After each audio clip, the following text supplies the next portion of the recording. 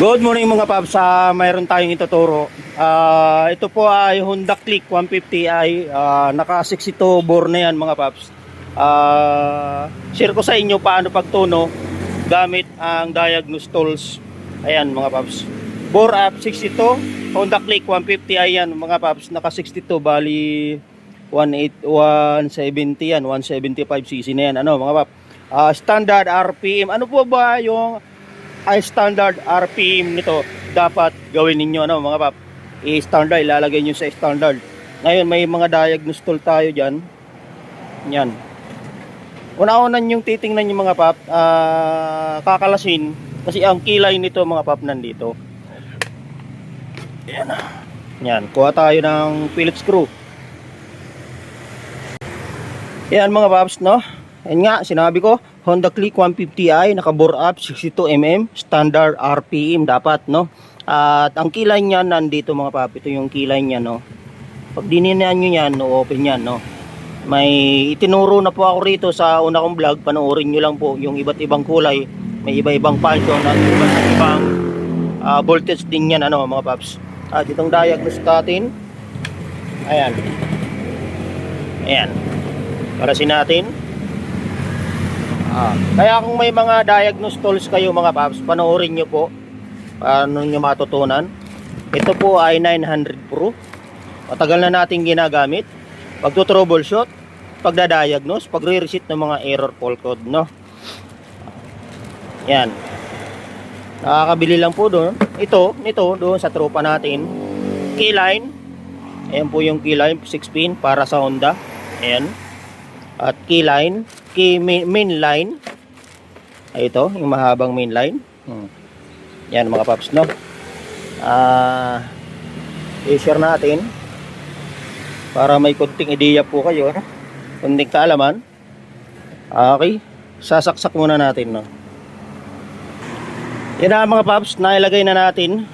Ito yung ating yan, bore up 62 Honda Click 150 in standard RPM, no? Ano ba yung standard RPM kapag nag 62 kayo mga paps, no? Siyempre gagamitan natin ang diagnose kasi napakalaga may diagnose, no? Una muna bubuksan muna natin ang susian para umilaw itong ating diagnose tool, na? Yan. Titingnan muna natin kung may error, no? Pasok tayo dito sa diagnose at Honda, kasi pag Honda mga paps, ayan, pag Honda dapat sa Honda rin, no? Pasok tayo sa Honda. Okay. Tapos click, hanapin natin yung click. Okay. Click 112. Yan, 112, ayan. Okay, papasok na. Tingnan natin yung reading muna tayo, DTC. Pag sinabing reading, titingnan kung may error fault code, no? Wala po. Okay, balik tayo dito sa engine data. Pag sinabing engine info, siya po yung code nung ECU, may code kasi ECU, no? Ngayon, itong engine data. Ayun, parameter, engine data. Napasok natin yung engine data. Ngayon, paanda rin natin. Start. Ayan, oh. Ayan, mga paps, no? Ang motor pong ito ay naka-bore up, no? Yan. Bore up, MTRT 62 steel bore, Naka-throttle body yan, mga paps, na 30mm, injector 150cc. Ano ang dapat standard ng RPM nito, no? Ayan, may papaliwanag tayo.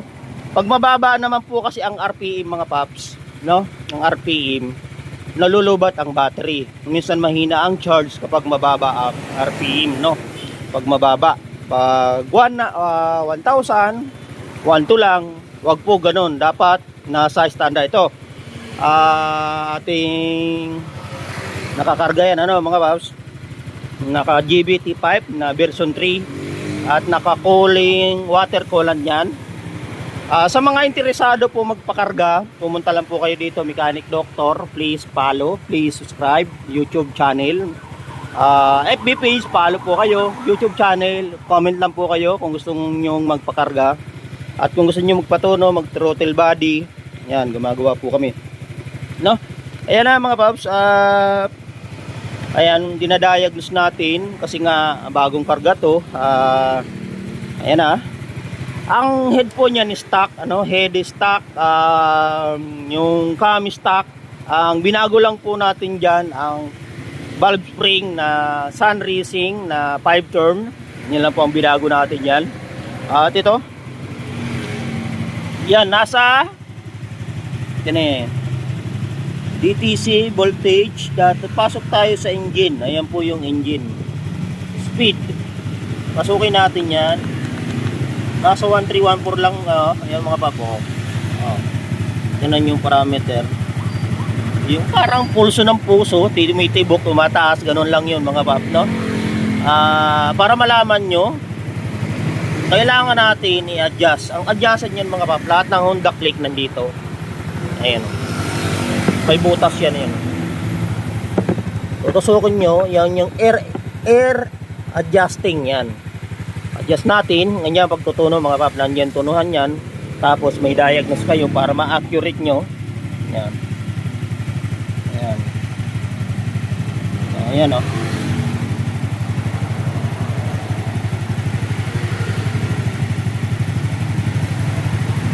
Diba nagwa 1.5 na o.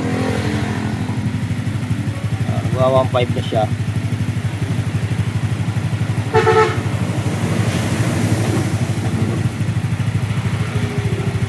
Ayan na mga papo. Ayan na, 1516. Okay yan, tumataas yung ano niya. Ayan, diba? Yan mga papa, pagtutuno. Mataas. Pinipihit po yan dito sa air adjusting. Yan po, may butas po yan. Sa mga lahat ng mga click mga pap, nandyan yung hindi nyo na kailangan dukutin doon.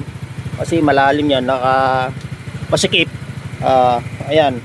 Kailangan number 1 po kasi dyan, dapat nasa 1516, no? Ayan o. 1516. Ayan o, 1516. Pati battery voltage nyan, sakto yan o. 13, 14 volt, no? Ang nagiging ng battery, no? Ayan, mga paps, pagtutuno, no? Ayan, mga paps. Pati ilaw nyan, mga paps. Hindi siya nagkukurap. Panel, good dyan, tingnan. Yan. Yan po ang pagtutuno nito. Sa battery naman, tingnan natin yung battery. Ayan o. Ayan battery. Yung reading ng battery, tumataas, bumababa.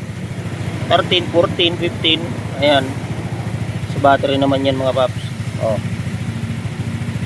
Diba? Ayan, init ng makina, nag 100% din yun Ayan o, degree o init.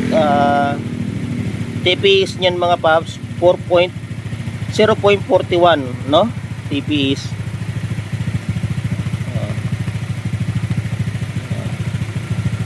Ayan. Kaya kung gusto nyo magpakarga mga pap dito sa amin, mayroon kaming diagnose bago ikarga.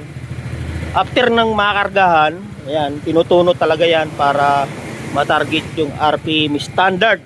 Yan, yun nasabi ko. Bore up 62, Honda Click 150i standard RPM. Yan ang sinasabi ko.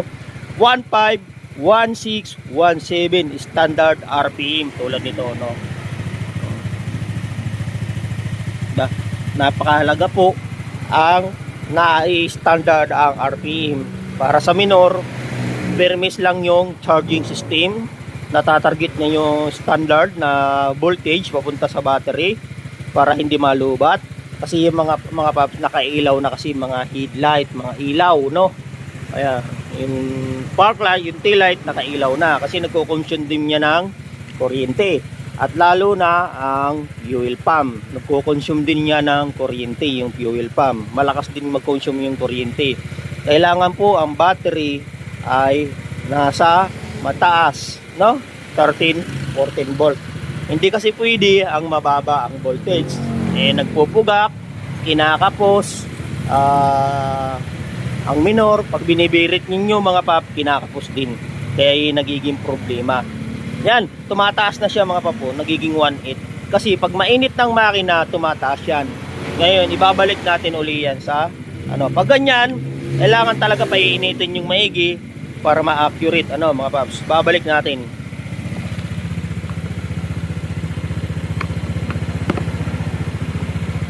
Ang pagpihit naman nito mga pap, paikpit, no? Tama, ibalik natin.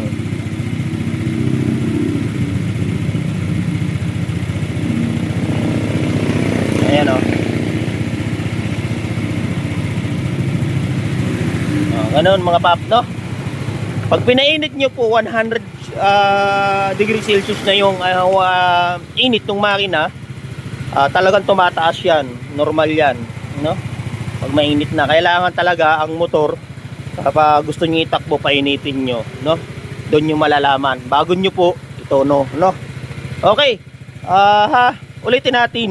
Ang karga po ng motor nito ay MTRT cylinder block, 62mm, stock cam, stock head, valve spring. Ang valve spring po niyan mga pap ay 5 term, at ang water pump ay upgrade na, malaki na yung pan yan. Yan, pa GBT 5. Ayan, yan lang po ang karga niyan. Kaya kung nais nyo magpakarga, bibili.